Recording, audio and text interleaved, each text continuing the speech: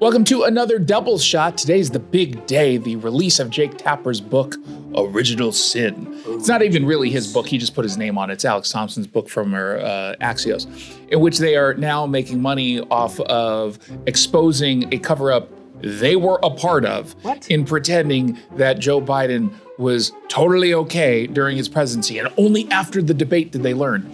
It's been really interesting to discuss this as a conservative commentator, because I've seen some people claim, I didn't know that this was the truth about Joe Biden. I didn't really see him all that often.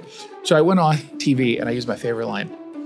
I have never met the dude, and yet I was able to say he was cognitively in decline years ago. You did? I was on TV talking about, obviously I was not the only one. Yeah. Conservative media has been talking about this for 4 years straight. And now all of a sudden, Jake Tapper and others are like, we didn't know up until recently. Look at all of our hard work and reporting. You were part of the cover-up. Question for you. Do you think his cancer diagnosis, which apparently they just got a couple days ago, Friday of last week, yeah. And it's very advanced. It's already metastasized, right? And so it's spread to his bones. Is that what the report was? Do you think that's going to keep, is that going to draw attention away from the book? Do you think that was, because there's a lot of cynical people who think that information was released to kind of help fight the book? I mean, we'll see. It feels like left-wing media generally outside of CNN has kind of stayed away from this book.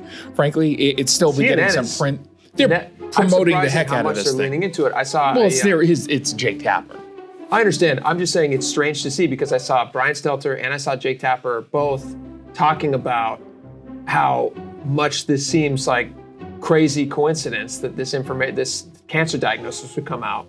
I also saw a thing on MSNBC talking a little bit about it, so I guess there are people kind of maybe trying. But here's the irony on the cancer diagnosis story.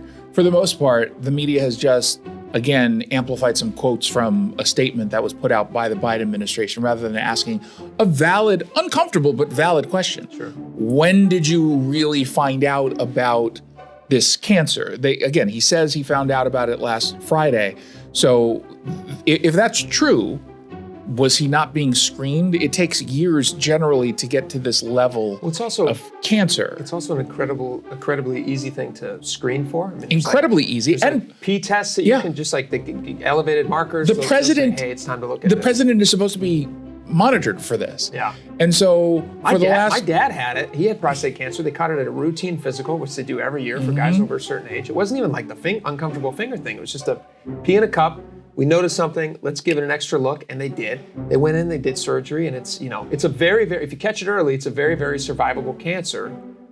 In like 95% of the cases, It's got like a 95% survival rate. And in fairness, in this case, it's still also very survivable, even if it's... Immunotherapies. Yeah, so there, technology has gotten to a really amazing point on treating this, and perhaps that's why, if they did know about this early on, they didn't say anything.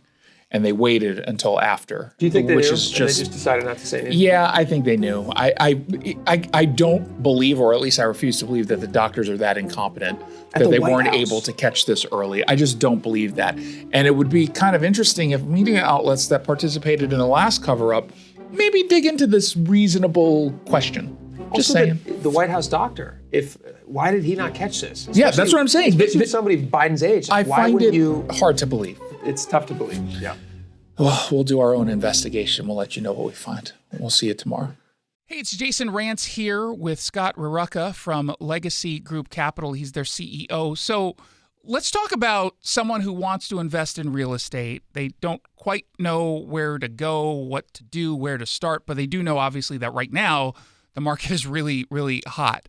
So you're the place to do it. How do you help? Yeah, so how we help is, we've been investing in the greater Seattle area for over 20 years, and we have a historical track record that we're super proud of. Double-digit returns over time with no investor losses. And if you can find somebody else out there that's done that, you should probably talk to them. And how we really do it is we're lending on real estate, and we're also acquiring real estate and building it and developing it. All those things come out of a fund that people invest into. So there's lending and there's acquisition. and then we share in profits with all of our investors on both those activities. Jason, most people can't do that on their own. They're not going to go develop properties. They're not going to go be a bank and lend money, but they can jump in with us and they can be that developer and they can be that lender, but it's underneath our umbrella with a 20-year track record that's unparalleled to anything that you'll find out there.